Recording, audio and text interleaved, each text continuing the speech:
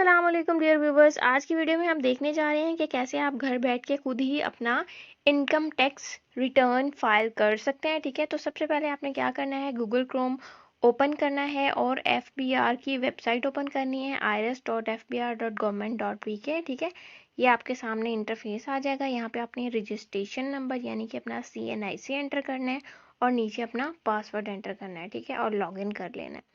Login करने के बाद आपके सामने ये इंटरफेस आ जाएगा। आज की वीडियो में हम पर्टिकुलरली सैलरीड जो पर्सन है, गवर्नमेंट एम्प्लॉयज़ हैं, उनका देख रहे हैं कि उन्होंने अपना टैक्स जो है वो घर बैठ के कैसे फाइल करना है। तो उसके लिए कुछ चीज़ें जो हैं वो पहले से आपने कलेक्ट कर लेनी है। सबसे पहले आपने अपने अकाउंट ऑफिस से एनुअल सैलरी स्टेटमेंट ले लेनी है। इसमें आपकी एनुअल सैलरी मेंशन होगी और आपका जो है वो टैक्स टोटल जो डिडक्ट हुआ है पूरे साल में वो मेंशन होगा। सेकंड नंबर पे आपने अपने बैंक से बैंक स्टेटमेंट ले लेनी है ताकि आपको पता चले आपने कितना जो है वो अपना बैलेंस खर्च कर दिया और कितना आपका सेव हुआ है। ठीक है, तीसरे नंबर पे आपके पास कोई भी और टैक्स कट हुआ है तो वो आपने स्टेटमेंट ले लेनी है। जैसे आप अपने फ़ोन में लोड वगैरह करवाते हैं, सिम आपके नाम पे है तो वो आप कलेक्ट कर सकते हैं स्टेटमेंट। ठीक है, कोई भी और बिल आपके नाम पे है जिसमें टैक्स कट हुआ है वो सारी आपने इकट्ठी कर लेनी है। चलिए जी, नेक्स्ट स्टार्ट करते हैं। यहाँ पे आपने सैलरी पे जैसे क्लिक करना है, आपके सामने ये ड्यूरेशन मांगेगा कि किस साल का आपने रिटर्न करना है। 2023 यहाँ पे जैसे ही आप लिखेंगे नीचे जो है वो पूरे साल का ड्यूरेशन आ जाएगा, जुलाई से 30 जून तक। ठीक है, आपने यहाँ पे सबमिट करना है, कंटिन्यू करेंगे तो नेक्स्ट जो है वो हमारे पास ये पेज आ जाएगा। ठीक है, यहाँ पे सैलरी की टैब जो है यहाँ ऊपर ये आपको पर्पल कलर नज़र आ रहा है, ये सेलेक्ट करनी है और यहाँ पे आपने मेंशन करनी है अपनी एनुअल सैलरी जो आपने स्टेटमेंट मंगवाई होगी अकाउंट ऑफिस से, उसमें जो मेंशन है। ठीक है, तो यहाँ मेंशन करने के बाद आपने कैलकुलेट के बटन पे क्लिक करना है तो सारी कैलकुलेशंस ऑटोमेटिकली होती जाएंगी। ठीक है, नेक्स्ट आपने यहाँ पे क्लिक करना है टैक्स चार्जेबल पेमेंट पे और इसमें से आपने चूज़ करनी है टैब टैक्स रिडक्शन की। ठीक है, यहाँ पे क्लिक करेंगे।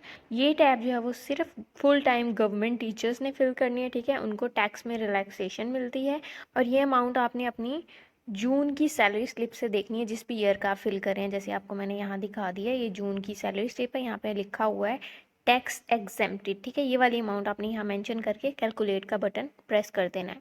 इसके बाद नेक्स्ट आपने कंप्यूटेशन की टैब खोलनी है। ठीक है, और यहाँ पे आपने आपका जो टैक्स डिडक्ट हुआ है वो लिखना है टैक्स चार्जेबल के अंदर। ठीक है, जो सैलरी स्लिप है, इसके अलावा कहीं से भी और आपका टैक्स डिडक्ट हुआ है जैसे इलेक्ट्रिसिटी का बिल है, पानी का बिल है, गैस का है या आपके फ़ोन के रिचार्ज का है, जो आपके नाम पे चीज़ें हैं वो मेंशन करनी है और बाकी जो सोर्सेज से आपकी इनकम आ रही है अगर है तो वो सारी यहाँ पे मेंशन कर देनी है और साथ ही कैलकुलेट का बटन प्रेस कर देना है ताकि आपकी कैलकुलेशन साथ के साथ होती जाए। उसके बाद नेक्स्ट बारी आ जाती है वेल्थ स्टेटमेंट पे आपने क्लिक करना है। ठीक है, और यहाँ पे आपने सारे अपने पर्सनल एक्सपेंसेस ऐड करने हैं। ठीक है, जो भी आपके सैलरी में से पैसे आए हैं वो आपने जहाँ जहाँ खर्च किए हैं, ट्रैवलिंग पे, मेडिकल पे, कोई डोनेशंस की हैं, फंक्शंस, गैदरिंग, ठीक है, पर्सनल कोई एक्सपेंसेस है, एजुकेशन से रिलेटेड एक्सपेंस है, बिलिंग है कोई, वो सारी यहाँ पे आपने ऐड कर देनी है। इसके लिए बेहतर तरीका ये है कि आप पहले ही एक पेपर पे सारी कैलकुलेशन करके रख लें।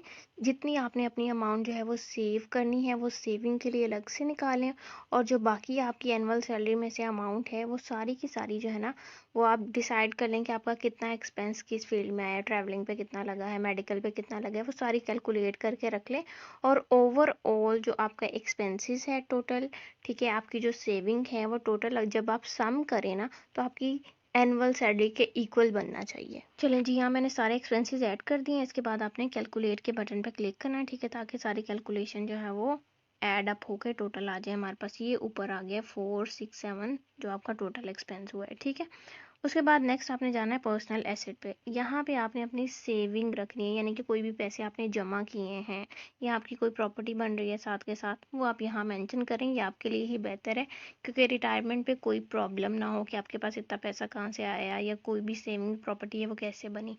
तो बेहतर है साथ के साथ आप सेविंग में कुछ ना कुछ ऐड करते जाएं। उसके बाद आपने कैलकुलेट पे क्लिक करना है। ठीक है, यहाँ पे अगर मैं देखूँ 5,20,000 समथिंग, यार पीछे मेरा जो था अमाउंट वो 4 लाख समथिंग थी, तो ये टोटल जो है वो मेरी एनुअल सैलरी के इक्वल नहीं बन रहा, इसलिए जो है वो मैं यहाँ पे एडिटिंग कर रही हूँ। ठीक है, पर्सनल एक्सपेंसेस में वापस आके चेंजिंग कर लें और हर कैलकुलेशन के बाद आपने कैलकुलेट लाजमी करना है। ठीक है, इसके बाद सारा कुछ ऐड कर लिया हमने तो रिकॉन्सिलेशन की जो टैब है ना इस पर अब हम क्लिक करेंगे और चेक करेंगे कि हमारा इनफ्लो और आउटफ्लो यानी कि हमारे एक्सपेंसेस, सेविंग और सैलरी बैलेंस हो रहे हैं या नहीं। देखिए यहाँ पे आपको जो अनकॉन्साइल्ड अमाउंट लिखी नज़र आ रही है उसमें नेगेटिव में आ रहा है, यानी कि अभी जो है वो 24,000 के अराउंड अमाउंट जो है वो बच रही है। इसको भी या तो मैं सेविंग में डालूँ या मैं अपने एक्सपेंसेस में डालूँ, ठीक है। तो इसको बैलेंस करने के लिए मैं वापस पर्सनल एक्सपेंसेस में आ रही हूँ और यहाँ पे जो है वो दोबारा से चेंजिंग कर रही हूँ। जब तक वहाँ पे ज़ीरो नहीं आएगा आपका जो है रिटर्न नहीं फाइल होगा, सबमिट नहीं होगा आपका फॉर्म, ठीक है। अब हम रिकॉन्सिलेशन टैब में दोबारा जाके चेक करते हैं, ये आपको ज़ीरो लिखा हुआ नज़र आ रहा है, अनकंसल्ट अमाउंट में ज़ीरो आ गया, ठीक है। यानी कि सारा बैलेंस जो है वो अब आपका ठीक हो गया।